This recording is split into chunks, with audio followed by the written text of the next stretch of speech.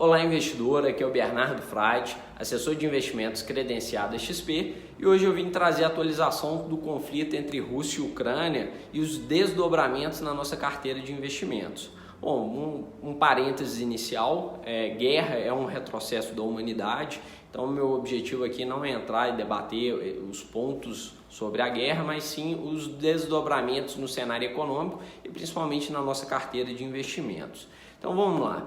Em meados de fevereiro, a Rússia não tinha expectativa de invadir, pelo menos a declaração que eles estavam dando, falou que era só um período de treinamento ali, fazendo uma exibição e que não tinha a intenção de invadir a Ucrânia.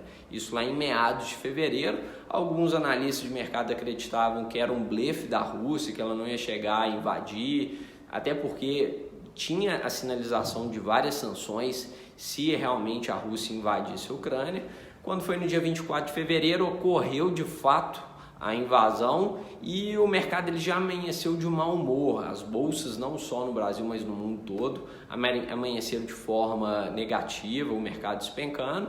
E o governo da Europa e dos Estados Unidos eles já começaram umas sanções políticas e econômicas contra a Rússia. Então, foi um momento de intensa demonstração de poderes entre Europa e Estados Unidos, mostrando que não ia deixar a Rússia invadir ali livremente a Ucrânia, ia sofrer sanção tanto política e econômica.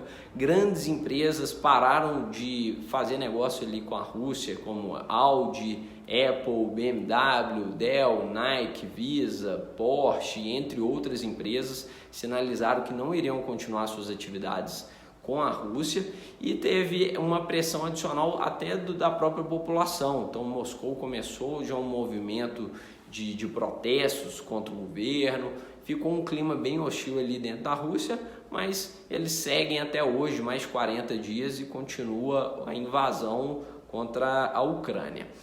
Tá, mas e como é que a guerra vai afetar a economia de forma global? Por que um conflito entre dois países próximos acaba afetando a economia como um todo?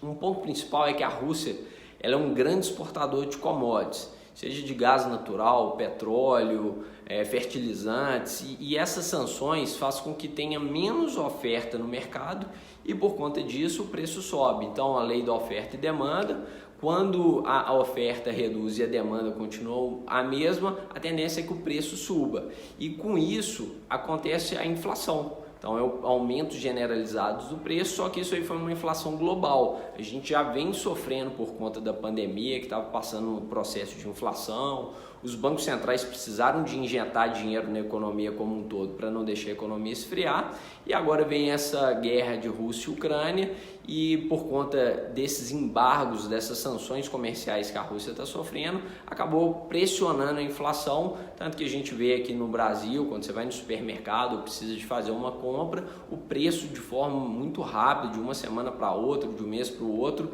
ele já tem uma elevação, só que esse movimento não está acontecendo só no Brasil, esse movimento é global.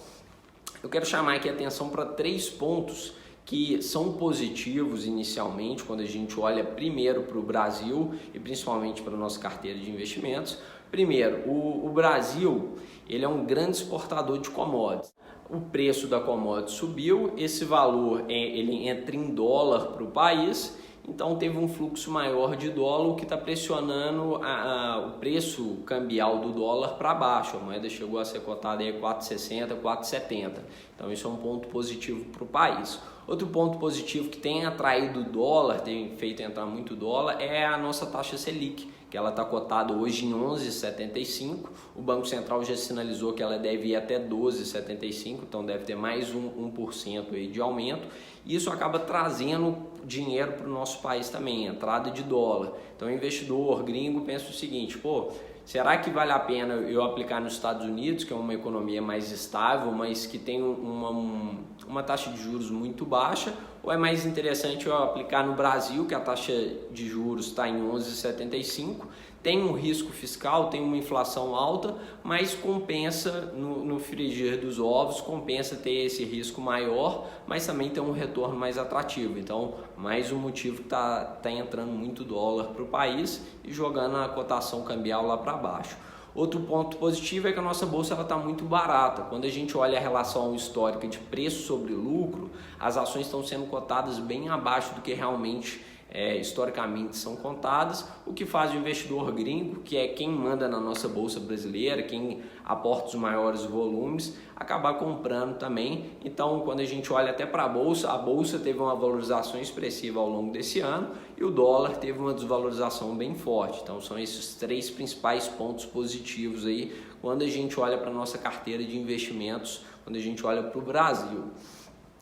Agora, minha sugestão para os investidores que estão um pouco tensos com esse cenário. Primeiro, é continuar seguindo com os aportes, principalmente quem faz investimento gradual. O momento está muito oportuno de continuar comprando ações, as ações estão desvalorizadas, as empresas continuam grandes e lucrativas, então assim, é um momento bom de compra.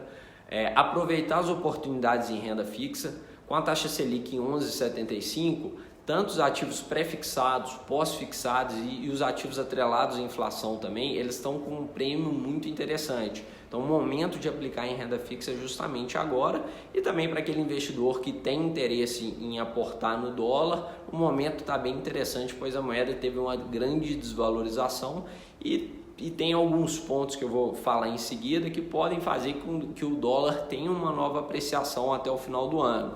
Então são três cenários que a gente deve ter de atenção. Primeiro, a intensificação da guerra. Então, se os Estados Unidos e a Europa atuarem de forma mais incisiva ali contra a Rússia e essa guerra se intensificar, isso aí pode ser um movimento ruim economicamente para o Brasil e até para o mundo como um todo. O segundo ponto, os Estados Unidos já sinalizou que vai começar a aumentar a taxa de juros lá fora. A gente tem que acompanhar qual que vai ser o ritmo desse aumento para saber se isso vai afetar muito de forma negativa o país, como é que vai ser o desenvolvimento disso. Então esse é o segundo ponto de atenção.